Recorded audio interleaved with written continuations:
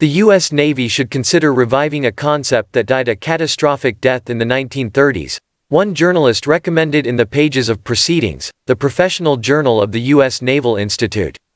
Kyle Mizukami argued that the American fleet should look into large airships as carriers for unmanned aerial vehicles, in essence updating the fleet's costly experimentation with Akron-class airships more than 80 years ago. Airships could complement multi-billion-dollar aircraft carriers. The necessary technology already exists for unmanned airships to team up with UAVs to provide modern-day equivalents of the Akron-class airships, Mizukami wrote. The Navy on its official website describes the brief service of the two Akrons, which at 785 feet long could cruise at 50 knots over a distance of thousands of miles while carrying 89 crew, 7 machine guns and 4 fighter aircraft that launched and landed via a complex trapeze device. During an exercise near Cuba in 1932, the New Jersey-based Akron succeeded in spotting the light cruiser Raleigh and a dozen destroyers, positively identifying them on the eastern horizon 2 minutes later, the Navy explained. The sailing branch quoted historian Richard Smith. Consideration given to the weather, duration of flight, a track of more than 3,000 miles flown, her material deficiencies and the rudimentary character of aerial navigation at that date, the Akron's performance was remarkable, Smith wrote. There was not a military airplane in the world in 1932 which could have given the same performance, operating from the same base. But Akron crashed in 1933, killing 73 people. Sister ship Macon crashed in 1935, killing 2. The Navy abandoned airships in favor of ship-based aircraft carriers. Still, the Navy should reconsider the concept, Mizukami wrote. A high-flying airship, equipped with sensors and networking capabilities, could reach its destination faster than a seaborne aircraft carrier and remain on station for days or weeks at a time. The airship could carry a battery of several dozen unmanned aerial vehicles, each equipped with radar, electro-optical, and other sensors, to extend the sensor reach of the mothership and hence the surface fleet. Those same drones could pack a variety of weapons for use against ships, submarines, lower-performance aircraft such as helicopters, and targets on land.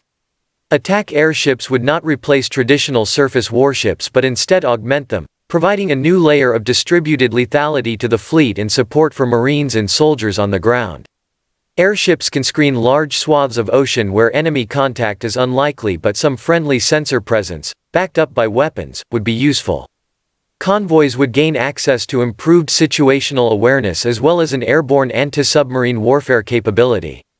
The Pentagon in recent years has experimented with airships for cargo and surveillance missions. Several prototypes have flown but none have led to major acquisitions programs. In 2005, the Navy acquired an American blimp model A170.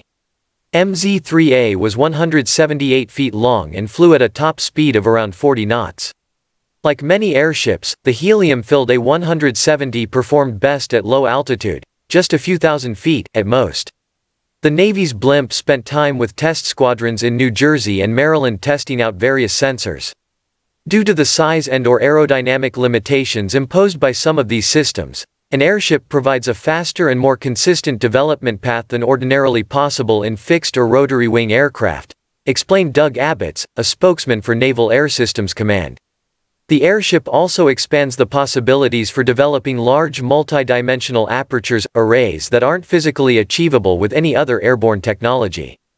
In 2010, the airship also deployed to Alabama to assist in the cleanup following the Deepwater Horizon oil spill. MZ-3 acquisition and operations between 2006 and 2012 cost the Navy $3.6 million, according to the Asbury Park Press newspaper in New Jersey. The Navy grounded the MZ-3A in 2013. It is being deflated, Abbots told Asbury Park Press. It's not that we have a lack of funding. We have a lack of mission. The Navy instead has invested in high-flying surveillance drones and F-35B jump jets and other vertical launching aircraft that can fly from a variety of amphibious ships. Mizukami is undeterred in his advocacy. The past 100-plus years of naval aviation have seen experimental concepts come and go.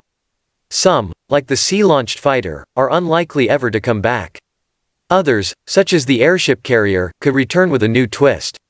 Cost issues notwithstanding, the aircraft carrier's future seems fairly secure. but tomorrow's fleet almost certainly will sail alongside other platforms that project air power in new and innovative ways.